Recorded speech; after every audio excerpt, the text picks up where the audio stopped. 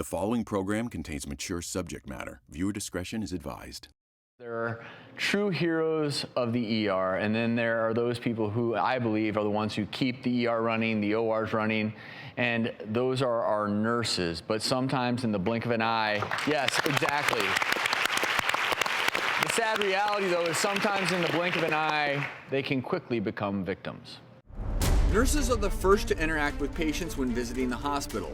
But does that also mean they are the most vulnerable? Massachusetts nurse Elise Wilson was viciously stabbed multiple times during her emergency room shift. Police were able to track down the attacker after he fled the scene and was later arrested when the police found the bloody knife in his car. Court documents indicate the assailant heard voices that commanded him to be a warrior for the cause and has been charged with assault with intent to murder. After suffering massive stab wounds to the face and arm, Elise was airlifted and treated at a trauma center. As vulnerable as hospital staff can be, is it time we look to protect the very people who help us heal the most? Elise is joining us today via Skype. Elise, first of all, thank you for all that you do. Sorry you went through this. First question, most important one is, how's your health doing right now? Well, I'm doing a lot better now. I still don't have full function of my left hand. I have months and months and months of therapy still to come, but I'm hoping to gain moderate function from my left arm. Had you seen things happening that would have led you to believe this could happen to you? The emergency room in general over the last 10 years or so has become a much more volatile place to be. There's an increase in substance abuse, there's an increase in the whole opioid crisis, and also an increase in mental health issues that for one reason or another are not being treated elsewhere.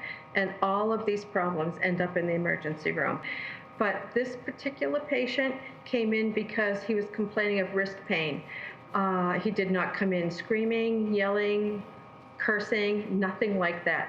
As I was triaging him, I slowly saw his demeanor change.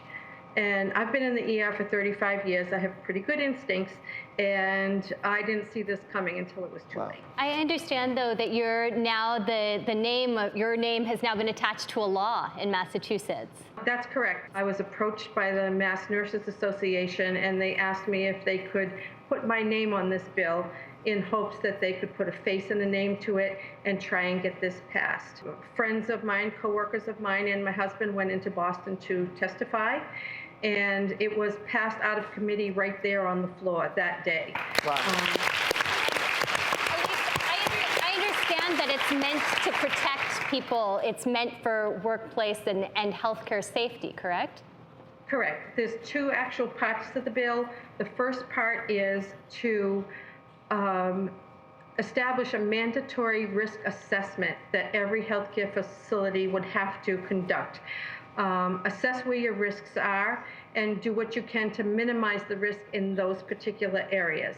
And then to yearly update it, because what might have been timely 5 years ago clearly is not enough now. Well, at least we pray for a continued speedy recovery for you and your health, and sorry that this happened, but kudos to you for doing something about it.